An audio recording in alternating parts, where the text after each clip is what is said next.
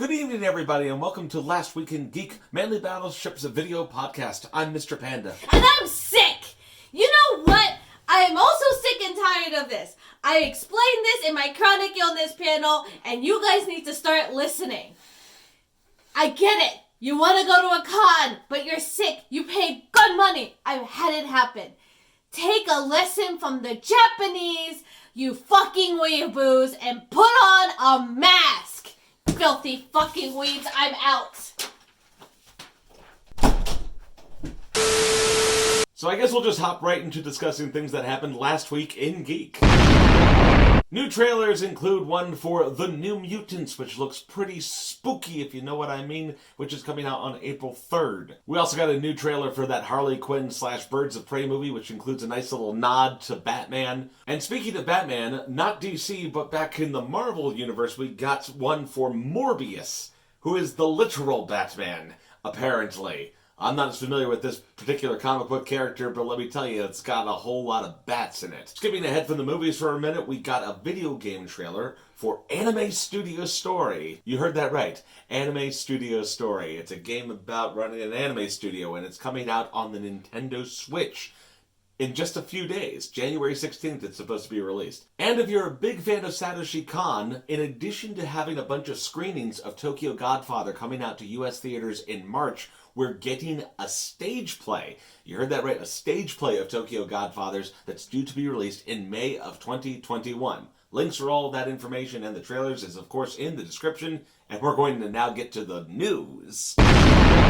Netflix is leading the pack for the Academy Awards this year. They've got a lot of their original content that's just kind of all over the place, but they apparently managed to make at least 2 gold ringers for the Academy. They've gotten the most nominations of any studio out there with 24. Of course, right there at the center is Marriage Story and The Irishman. They're carrying away a whole bunch of nominations. You'll notice a distinct lack of nominations for certain types of movies, though of course they did manage to get 1 nomination apiece for a Star Wars movie and for Avengers Endgame. In the case of the latter, of course, it's our favorite category, visual effects. Speaking of visual effects, though, it did not come up for the Academy. Alita, Battle Angel did get 5 separate nominations from the Visual Effects Society for their awards that are coming up this year. This is the 18th annual Visual Effects Awards, and at least Alita is getting some recognition from the people that know just how hard people work to make that movie happen. Those aren't the only award ceremonies that are going to be coming up very soon. Crunchyroll's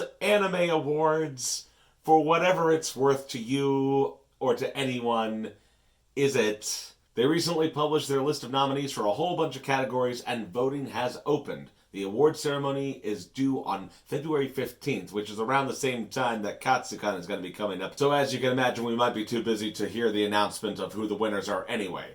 I'm particularly impressed with the categories for Best Boy and Best Girl, because of course that's something that Crunchyroll would do. A lot of commentators have been pointing out similarities between The Witcher and Game of Thrones, and the creators of The Witcher have finally responded to that observation. And they have done so in a mostly positive way. In fact, the creators are flattered that someone would think of Game of Thrones as such a high-budget production when they are looking at The Witcher. And they have commented that, in fact, Game of Thrones has in many ways opened up the realm of fantasy for television-like series to actually get in with audiences. Though, of course, it comes with a caveat. The creator of the Witcher book series has mentioned that since he has a little bit of creative control over how they progress with the show, he assures everybody that Ed Sheeran will not be making an appearance in the show. At least if he has anything to say about it. Call him Diego, god of tortoise sex. Diego, the Galapagos tortoise, has finally concluded a 10-year campaign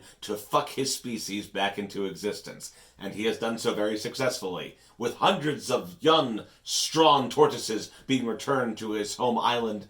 He is now at the end of his program to help repopulate the species. The program is literally at an end. Species extinction averted. Diego can go home knowing that he is now father to about 40% of the viable population on the island.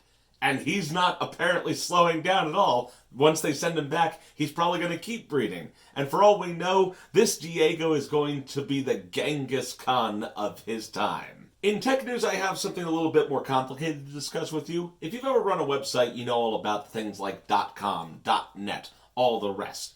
A lot of how that works is governed by ICANN, the organization slash company that kind of oversees who gets to register websites and, the worldwide network that supports it. Now, this mostly affects things in America because the natural .com and .net are primarily located here. But there's one specific company that has essentially a monopoly over .com and .net registrations. And that company is VeriSign, which controls that monopoly at least through I believe 2024 for at least one of either the .com or the .nets, and I think 2023 for the other. Now, just a few days ago, there has been a proposed amendment to their existing agreement that would allow VeriSign to increase the price of .com and .net registrations.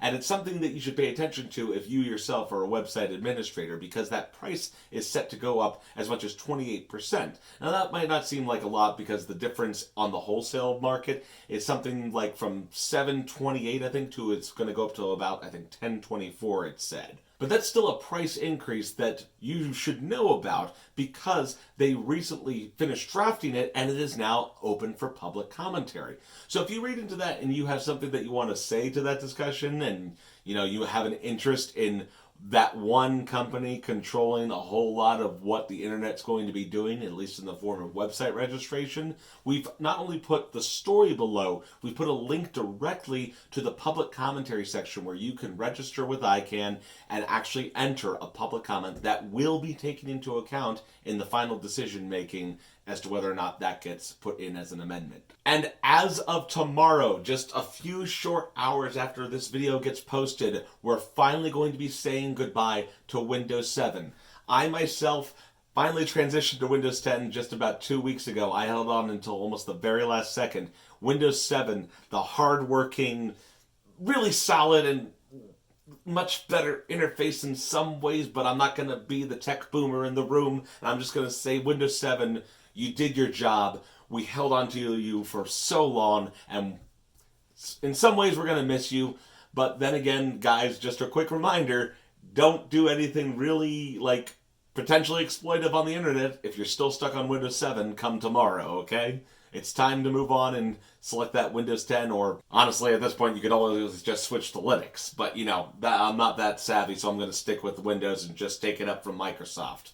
And whoever said that fans couldn't develop mainstream social skills is going to have to eat crow, because on this past Saturday, a cosplayer by the name of Lai Ping-yu actually won a seat in the Taiwanese legislature, proving once and for all that fans can make a difference. Lai Ping-yu comes to the stage not only with a new energy of, the new and younger generation wanting to make a difference, she also carries with her some would say the baggage, but others would say a badge, in fact, saying that she is part of fandom as we know it. So, of course, here at Last Week in Geek, we have nothing but the best hopes for her future and that she can well represent fans in mainstream society. And for the final story of this week's episode, we're going to be talking very quickly about Takeshobo and their suit against Cloudflare. If you're not familiar with it, Cloudflare is a service that basically prevents DDoS attacks against websites by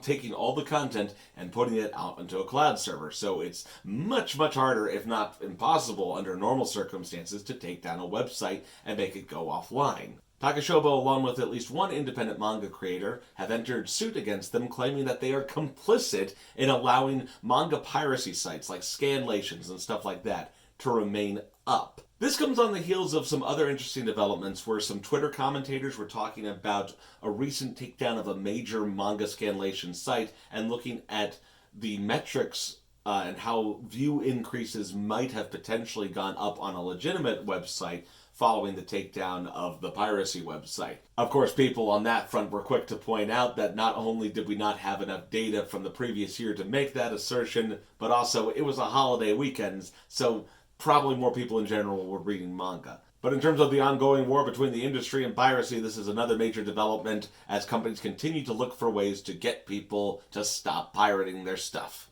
And that's all we've got for this week, ladies and gentlemen. So if you're new to the channel, and I know that at least some of you are, welcome.